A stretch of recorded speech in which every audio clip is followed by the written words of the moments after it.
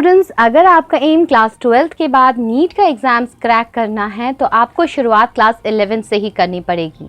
अगर समय रहते आप 11 से ही पहले चैप्टर से ही अपनी शुरुआत करते हैं, यानी कि जैसे आप चैप्टर बाय चैप्टर अपने चैप्टर्स को ख़त्म करते जाते हैं और आधा घंटा extra high weightage topics and previous years questions करने पे देते हैं और नोट्स पढ़ते समय, थ्योरी पढ़ते समय एम्फेसिस डालते हैं उन एरिया पे जिनसे ज़्यादा क्वेश्चंस आते हैं।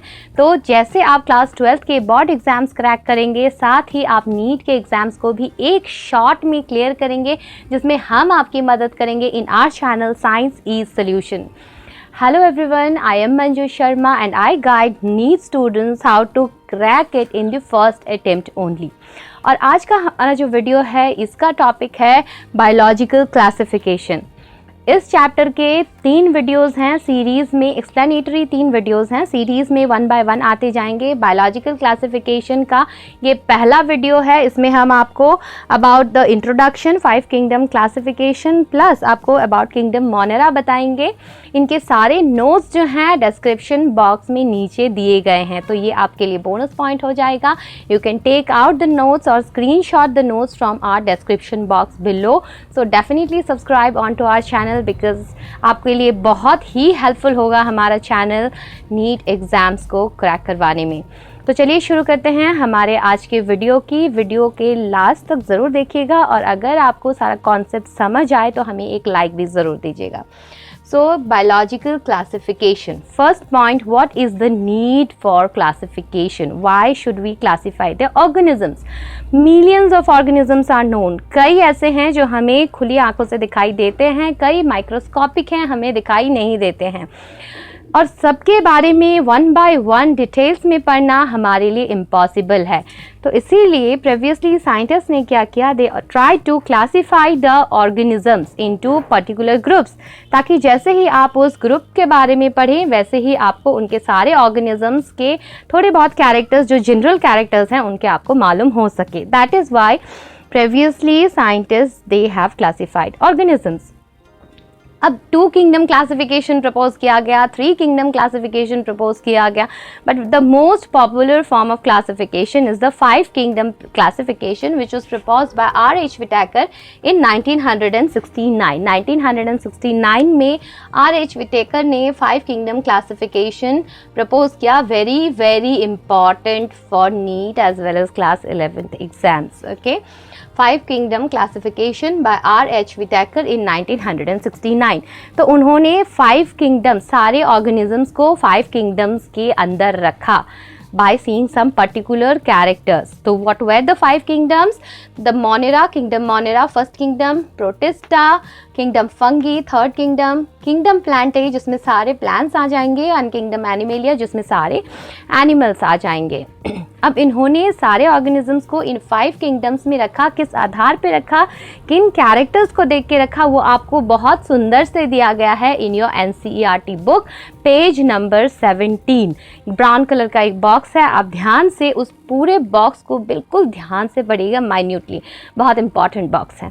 उसमें आप देखिएगा कैरेक्टर्स में whether the organism is prokaryotic और eukaryotic, whether the nucleus is proper और नॉट, वेदर ऑटोट्रॉफिक और हेटेरोट्रॉफिक। तो इस तरीके के बहुत सारे कैरेक्टर्स को देख के उन्होंने सारे ऑर्गेनिज्म को 5 किंगडम्स में प्लेस किया। So that is very important table and you should know about these 5 kingdoms. Okay, चलते हैं हमारा पहला kingdom, that is kingdom Monera. Kingdom Monera, इसमें जो सारे बैक्टीरिया हैं they belong to kingdom Monera. So all the bacterias over there are the members of this kingdom Monera. अब kingdom Monera में किस तरीके के ऑर्गेनिजम्स हैं? द ऑर्गेनिजम्स आर यूनिसेल्यूलर, यानी जो ऑर्गेनिजम्स जिनका केवल एक सेल है, they belong to Monera and also they are prokaryotic. Very very important, this is the only kingdom which has prokaryotic organisms. So all the prokaryotes belong to kingdom Monera. Prokaryotic yani they do not have a definite nucleus, and also the organelles are also spread inside the cytoplasm. Not well defined organelles are not present. Okay, well defined organelles are absent. That is why they are prokaryotic. So kingdom Monera is the first kingdom जिसमें सारे bacteria आ जाएंगे, and it consist of all the organisms which are unicellular and prokaryotic. Very very important point. Now अब kingdom Monera के अंदर भी दो groups आते हैं. पहला ग्रुप हो गया archaebacteria. Again this is very important. ज़्यादातर नीट के जो क्वेश्चंस आते हैं वो ये आर्कीबैक्टीरिया से पूछे जाते हैं. Archaebacteria means primitive type of bacteria which can survive in extreme conditions. Extreme conditions में ये जो बैक्टीरिया हैं ये survive करते हैं. Now what do you mean by extreme conditions? Means extreme hot climate, 500 degree Celsius, इतने में भी ये जो बैक्टीरिया हैं ये सर्वाइव करते हैं. Extreme salty climate, extreme acidic climate, तो जितने भी एक्सट्रीम कंडीशंस हैं, बिकॉज ये जो है इवोल्यूशन के दौरान सबसे प्रिमिटिव ऑर्गेनिज्म थे. That is why they can withstand the extreme conditions. Okay, so the bacteria which can survive in extreme conditions, they are known as archaebacteria. Very important point for your NEET exams.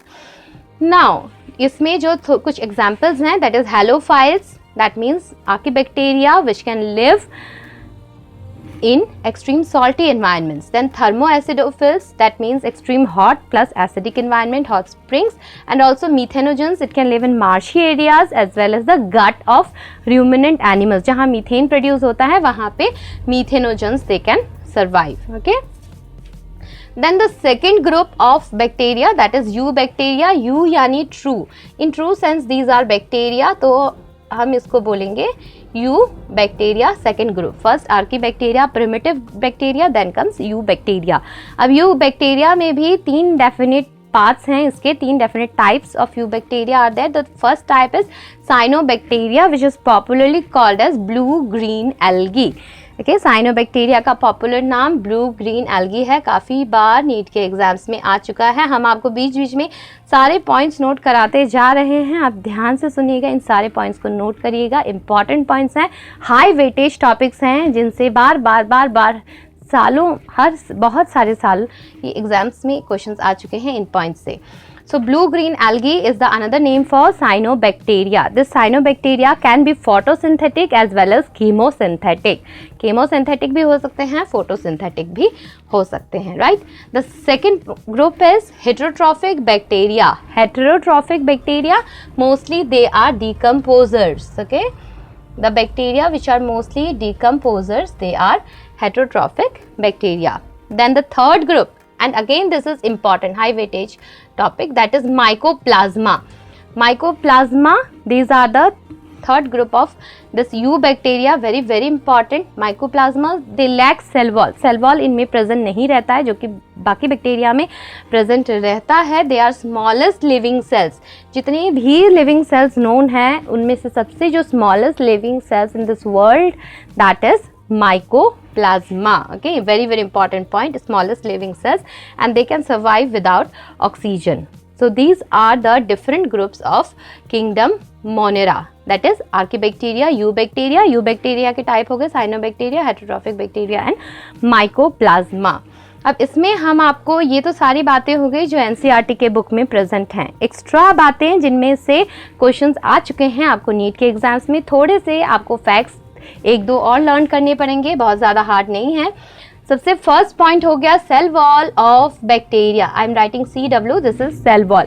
Cell wall of bacteria has got one component that is called as peptidoglycan.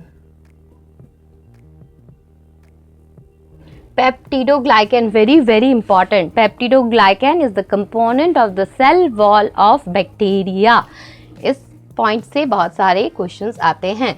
Next point जो आपको learn करना है, that is about पीली. पीली, PILI, we also tell it as sex pili. So during reproduction what happens, अब ये जो bacteria के शरीर के बाहर होते हैं, there are very much hairs, many hairs like structure. So some of them during conjugation it can help to transfer the genetic material from one bacteria to another, and that structure is known as pili, helps to transfer the genetic material. Okay, next is fimbri. एक और structure आपको learn करना है, fimbri.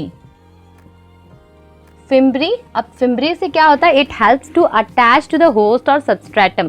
अब मान लीजिए bacteria किसी के ऊपर पैरासाइट है या फिर उसको किसी पत्थर के ऊपर या किसी के ऊपर होल्ड करना है, then again it will attach with the hairs like structure which are called as fimbriae. So this helps in attachment, this helps in transfer of genetic material, and peptidoglycan is the component of the cell wall of fungi. Sorry, peptidoglycan is the component of the cell wall of bacteria. So this is the extra thing about kingdom Monera जो बहुत बार आपको NEET के exams में पूछा गया है. Hope you will remember it. Stay in touch.